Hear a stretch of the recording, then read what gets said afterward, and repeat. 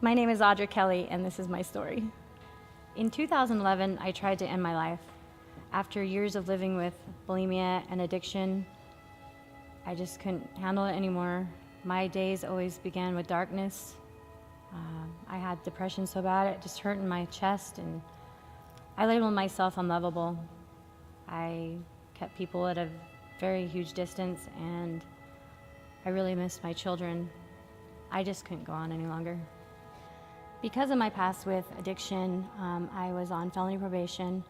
I was put in Intermountain Hospital, and upon my release, I was arrested immediately and put in Ada County Jail. I went before my judge, and she told me that I had no more chances left, that it was a sealed deal. I was going to prison. I remember waking up in my jail cell in the mental ward, rolling off my bench and just screaming and crying out. I was so desperate and scared. I was just screaming out for God to please take the fear away. In the midst of my screaming and crying, I felt this sudden calmness. The hair on my arm stood up, and I just looked around and I felt calm, and I realized I was going to be okay. By the grace of God, my judge went back on what she said and gave me another chance. She let me be released into the New Life program, where I immediately started attending First Baptist Church.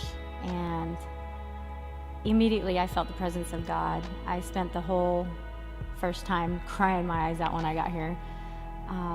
Everyone was so wonderful, and they made me feel welcome. Exactly 6 months to the day that I tried to end my life, I was basically reborn in the river when I accepted Jesus Christ as my Lord and Savior. And I just pictured all of my addictions, all of my hurt, all of my anger, my past just washing down the river. And for the first time in my life, I started facing my worst enemy, which was me. I think one of the biggest life lessons I've learned this year, it can be summed up in Hebrews 11:1, and that is, faith is being sure of what we hope for and certain of what we do not see.